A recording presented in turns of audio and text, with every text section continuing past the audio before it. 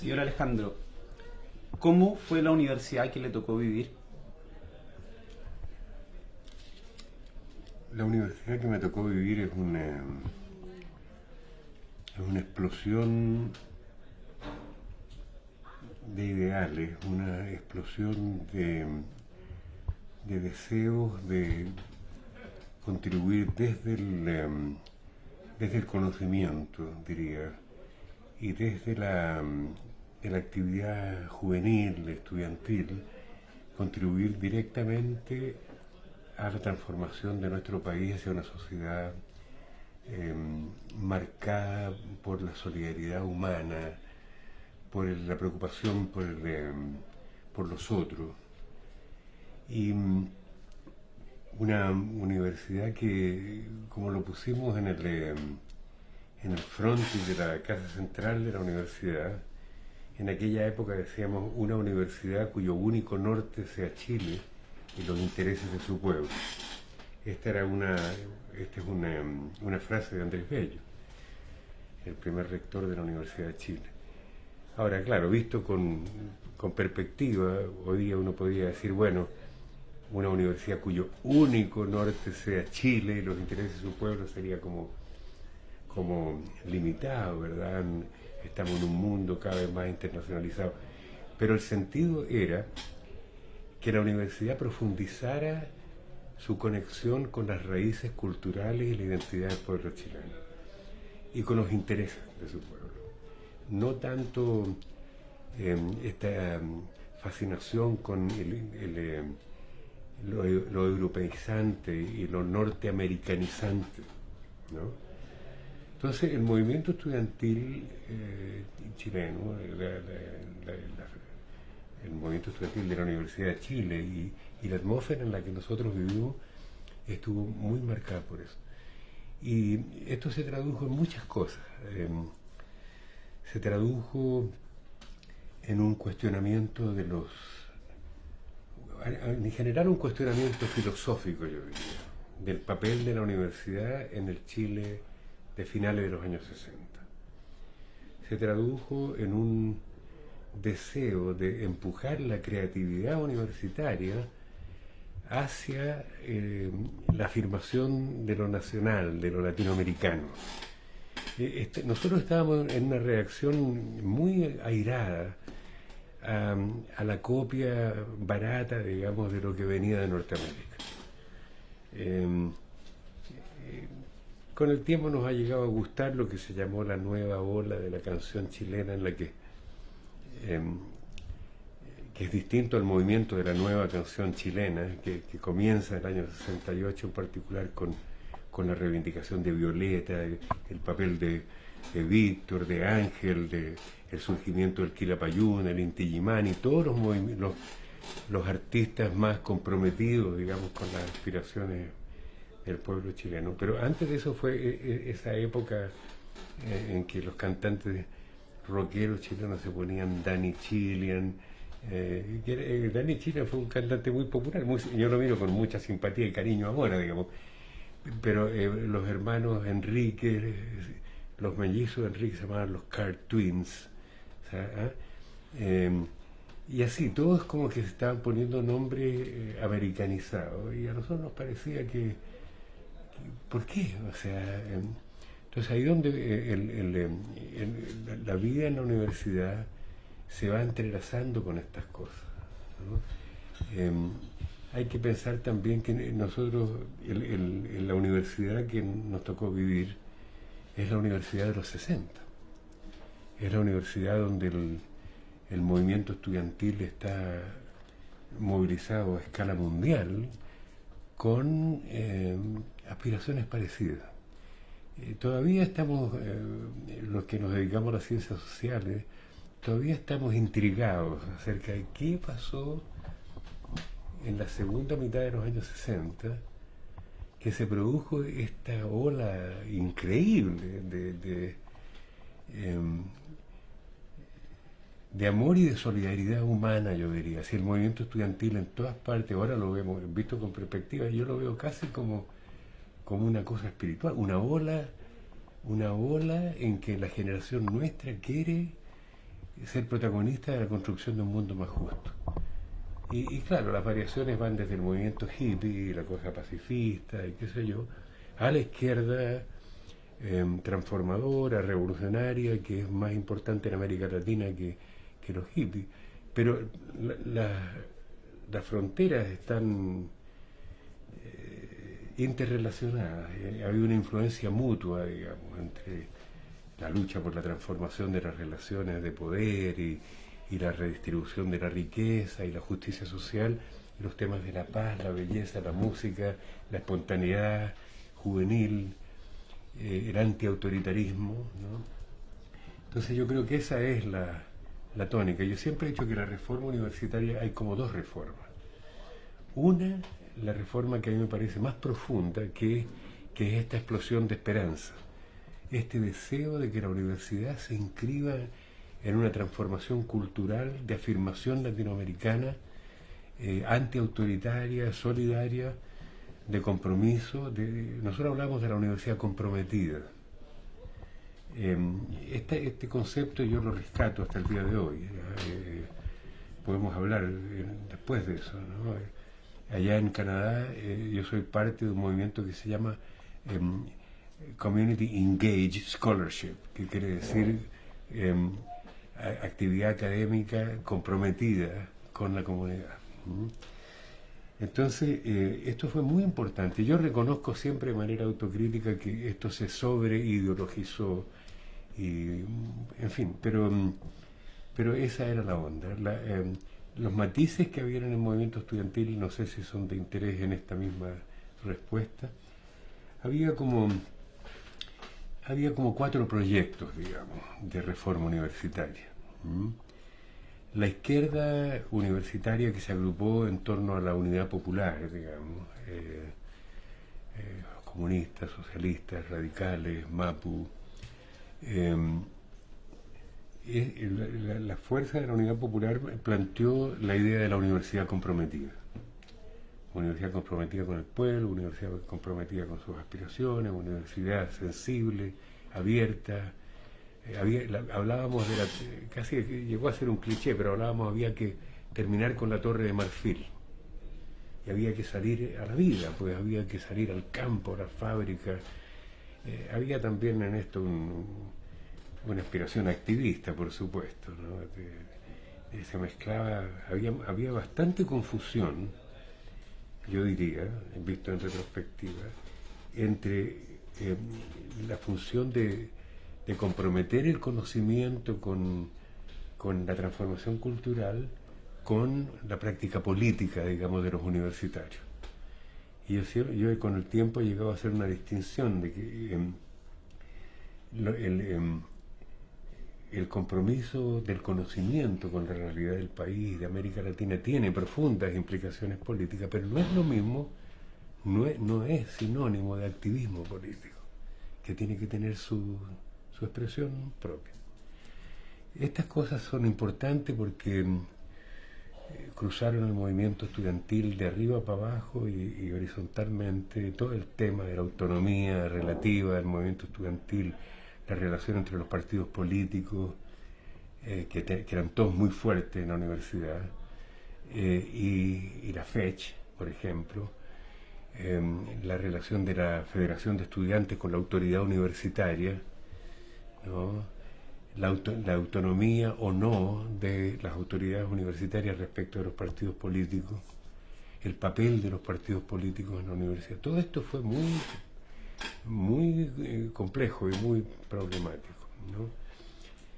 No sé si paro aquí, te das cuenta que se puede hablar para siempre, ¿no? Sí. ¿Cómo era la composición de los estudiantes de esa época? Me refiero a composición socioeconómica, carácter cultural. ¿Cómo usted podría caracterizar a los estudiantes de esa época? No tengo, en aquella época yo manejaba datos, digamos, para responder cuál es la composición demográfica de la universidad. No me acuerdo, no los tengo, pero así testimonialmente diría la universidad, porque hablamos de la Universidad de Chile, ¿verdad? Sí. La Universidad de Chile era esencialmente una universidad de clase media. yo diría clase media media, clase media alta, clase media baja, pero una universidad de clase media. Los estudiantes, había un contingente de estudiantes que venían de sectores más proletas, incluso de origen campesino, que fueron aumentando a medida que la reforma universitaria avanzaba, y sobre todo un cambio muy radical con la elección del presidente Allende, digamos, donde se entró, digamos, a trabajar por abrir las puertas de la universidad para los hijos de los indígenas, para los campesinos, los obreros, ¿no? La democratización de la universidad, que era una consigna central de la reforma universitaria, también tenía este aspecto, ¿no? No se refería solo a la democratización de las estructuras de poder y la forma de generar las autoridades, sino que también queríamos que la universidad abriera sus puertas a la gente con mérito, pero que no tenía recursos para estudiar, en una universidad que era básicamente gratuita, ¿no? Pero o sea, también el tema, venían muchos estudiantes que claro, la matrícula era muy pequeña. La Federación de Estudiantes en el año 68, la FECH, que dirigía la Juventud Cristiana, quisieron instaurar una matrícula diferenciada, que ellos argumentaban que la gente más pudiente en la universidad pagara matrícula, y de modo que los otros no.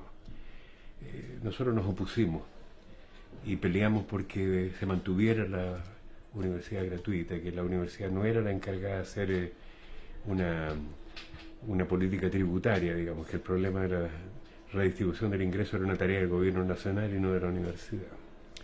Bueno, la universidad comprometida, la izquierda. La izquierda más radicalizada, la izquierda autodefinida como izquierda revolucionaria, digo autodefinida porque la UP también se definía como izquierda revolucionaria, pero el MIR, sectores más radicales de la Juventud Socialista, el movimiento, el MR2, que era el movimiento Manuel Rodríguez, que es distinto, por supuesto, del Frente Patriótico Manuel Rodríguez de los años de la dictadura, el grupo Espartaco, el Partido Comunista Bandera Roja. Estos grupos plantearon la universidad militante. La tesis, sobre todo del MIR, era la universidad como cantera de cuadros de la revolución. Esa era su propuesta. Y eso encontró, bueno, o sea, la diferencia con la universidad comprometida era que la universidad comprometida quería incidir en la sociedad a través del conocimiento. Eso es distinto. Estaba bien que se politizara el movimiento estudiantil, estaba bien que los estudiantes se comprometieran, digamos, políticamente, pero esto de la universidad militante era otra cosa, era la universidad como cantera de cuadros de la revolución. Esto porque el MIR era fundamentalmente una organización que nació en la universidad. Miguel Enrique, Luciano, Cruz, Pascal, etcétera, eran dirigentes estudiantiles brillantes, muy carismáticos, muy importantes y muy queridos, digamos, sobre todo en la Universidad de Concepción. Pero la idea era esa, que la universidad se transformara en productora de gente, de cuadros revolucionarios. Ahora, la Juventud Demócrata Cristiana y el Partido Demócrata Cristiano en la universidad, porque también esto no era la Juventud Comunista, Socialista, Mapumir, etcétera, los partidos también tenían su expresión entre los profesores universitarios y entre los trabajadores. La APUCH, la Asociación de Profesionales y Empleados de la Universidad de Chile, tenía tanta influencia de las organizaciones políticas como la FECH. La democracia cristiana planteó la tesis de la universidad eficiente. Los temas de la democracia cristiana eran cómo hacer que la universidad, que estaba creciendo aceleradamente, no pasara. Ellos hablaban de tamaño crítico y de volumen óptimo. O sea, si la universidad seguía creciendo, se iba a burocratizar cada vez más, el poder se iba a centralizar cada vez más, iba a ser cada vez más ineficiente en el manejo de sus recursos, y la autoridad estaría cada vez más despegada de los estudiantes y de los profesores. Entonces ellos plantearon esta idea del volumen óptimo y el tamaño crítico. Y la idea entonces, ahí plantearon la descentralización de la universidad en sedes distintas. Entonces estos temas, te das cuenta, había los temas de la eficiencia institucional de la universidad y de su carácter de impedir que fuera una burocracia tan pesada, era la línea de la democracia cristiana para abordar los temas de la democratización. En el caso del PC, el PS, la Unidad Popular, la idea básica era el cogobierno, o sea, esto de que las autoridades universitarias fueran elegidas por toda la comunidad universitaria, con un porcentaje.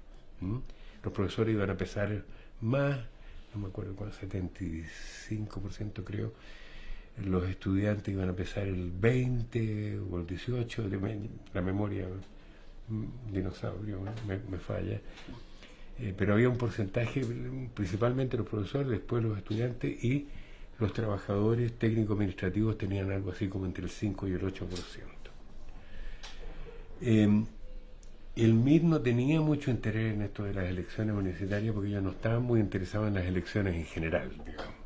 Estaban postulando la línea de la lucha armada, se adscribían más a la propuesta, la herencia del Che, directamente entendido como el guerrillero, como el líder de la lucha armada, más allá, digamos, de su liderazgo intelectual y moral, ¿no? Estoy tratando de ser lo más justo posible con cada una de las opciones, porque si ustedes se dan cuenta, cada una de estas opciones hablaba de temas muy profundos en la sociedad chilena. O sea, lo del MIR tuvo mucha importancia. Ellos fueron una fuerza minoritaria en la Universidad de Chile, nunca llegaron a elegir más que un vocal en la fecha, pero en la Universidad de Concepción era una fuerza muy importante. En la Universidad Técnica del Estado, la USACH de hoy día, ahí la Unidad Popular y el Partido Comunista eran la fuerza principal. Entonces, y la democracia cristiana era la segunda fuerza ya, pero la JDC era importante en todas partes, digamos. Entonces, bueno, esos eran los temas. La derecha estaba muy mal visto ser de derecha en la Universidad de Chile. Los momios, como le decíamos nosotros, si hablaba en una asamblea,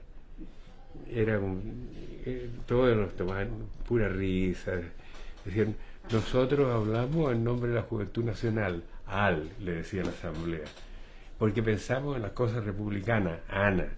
Entonces, nunca, realmente no tuvieron en esos años una expresión importante, excepto hacia finales del gobierno popular, donde la Juventud Nacional adquirió más presencia y más importancia, pero nunca la importancia que tuvieron en la Católica, digamos, con el gremialismo, porque la derecha se presentó en la Católica como el gremialismo, ¿no? Que tiene otra cosa, ideario de Jaime Guzmán, en fin, otro.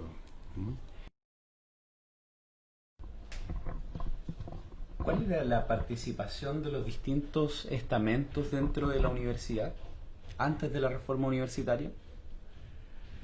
Bueno, esto está ligado a la pregunta anterior, ¿no es cierto? O sea, hablamos de una época en que hay un espíritu efervescente en la universidad, el deseo de participar, el deseo de que la universidad no sea más dirigida por una pequeña élite de intelectuales muy brillantes, porque los rectores de la Universidad de Chile siempre fueron grandes, gigantes intelectuales de la sociedad chilena. Si tú ves los nombres y lo que ha sido cada uno de ellos, fueron muy importantes. Pero había un deseo desde abajo, digamos, había un cuestionamiento de los planes y programas de estudio. Había un cuestionamiento de la manera de enseñar y de la manera de aprender. La pedagogía como demasiado vertical, ¿no? Había un deseo de que se multiplicaran más las oportunidades de participar a todo nivel. Los empleados, yo por ahí en una cosa que escribí decía, todo el mundo se rebeló en la universidad. Los profesores jóvenes se rebelaron contra los profesores viejos, porque no les daban tiraje a la chimenea. No había carrera académica, entonces estaban los profesores titulares de cátedra, eran como señores feudales, dueños de... Se hablaba de la cátedra del profesor XX, o sea, era su propiedad. Entonces tenían estos profesores ayudantes, auxiliares, etcétera, pero que podían tener esperanza de tirar para arriba cuando se muriera el profesor titular, digamos. Entonces los profesores jóvenes se rebelaron contra esta estructura como media feudal. En el movimiento estudiantil, la gente más humilde se rebeló contra la injusticia general de la sociedad, la distribución injusta del ingreso. Los hijos de familias más acomodadas, también se rebelaron contra su familia. Esto se vio mucho más en la católica. O sea, el movimiento estudiantil de izquierda en la católica, el que escribe El Mercurio Miente, la FEUC que dirige Miguel Ángel Solar en el 68,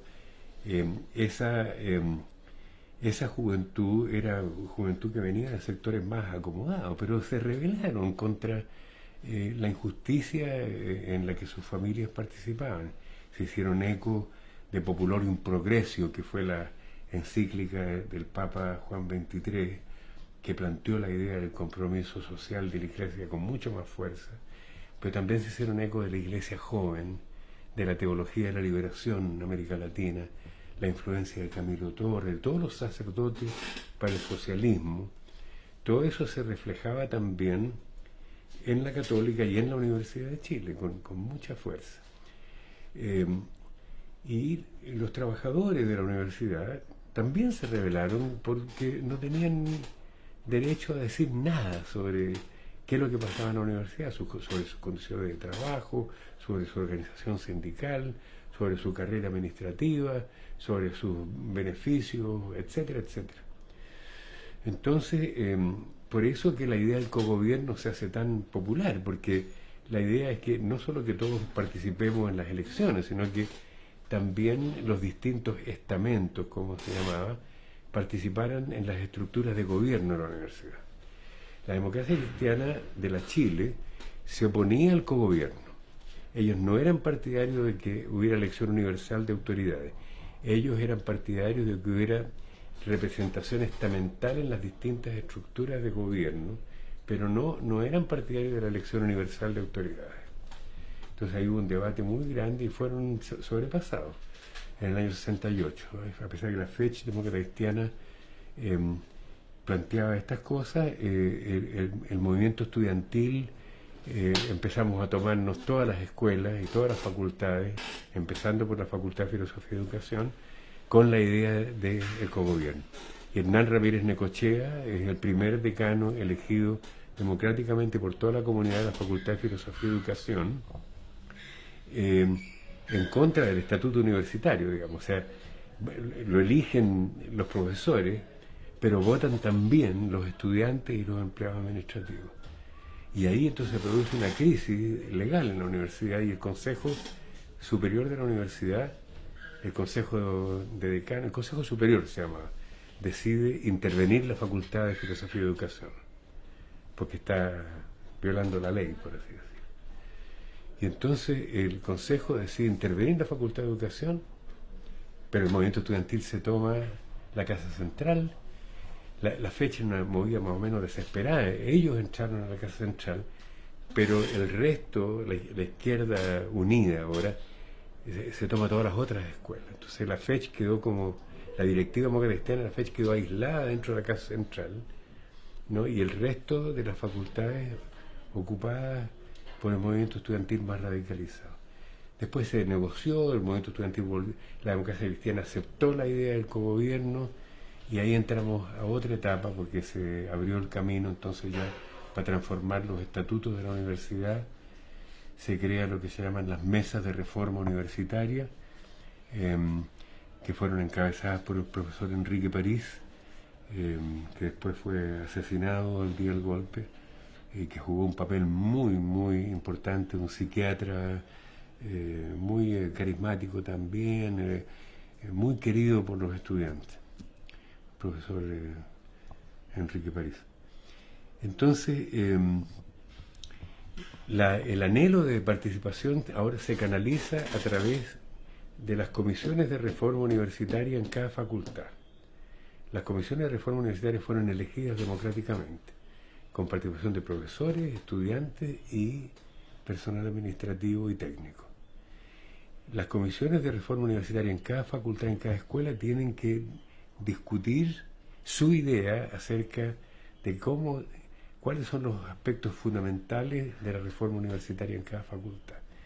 Ahora, están influidas por las propuestas que vienen de los grandes conglomerados políticos. Entonces, estas 3-4 propuestas de las que yo hablaba se hacen presentes en las comisiones de reforma universitaria en todas las facultades. En algunas facultades adquiere una gran profundidad. En la Facultad de Medicina, por ejemplo, fue extraordinariamente sofisticada la reforma, yo diría. Lo mismo en la Facultad de Ciencias, la Facultad de Filosofía y Educación. Y entonces todo esto confluye, la huelga se resuelve, la ocupación de las escuelas y de la Casa Central se resuelve con la elección democrática de todos los decanos, ¿no? El rector Eugenio González renunció ahí, y entonces ahí se va a elección democrática. A ver, ¿cómo fue la cosa? Espérate, hay unas elecciones transitorias de decanos que forman un consejo universitario transitorio, pero la reforma universitaria es dirigida por las mesas de reforma universitaria. Las mesas de reforma universitaria que la organización viene de abajo, de estas comisiones de reforma universitaria que después se reúnen a nivel de facultad, y después entonces se produce la convención, ¿cómo se llama? La convención de reforma universitaria, donde discutimos cómo iba a ser la nueva universidad y cuáles eran las características de la nueva ley universitaria, los nuevos estatutos de la Universidad de Chile, que después fueron promulgados por unanimidad por el Congreso. El presidente Allende lo apoyó inmediatamente y se comprometió, digamos, a darle urgencia en trámite legislativo, y a la fuerza, el consenso en torno a la transformación de la universidad era tan grande, en torno a la democratización y los cambios, que pasó por unanimidad en el Congreso, el nuevo estatuto de la Universidad de Chile. Eso.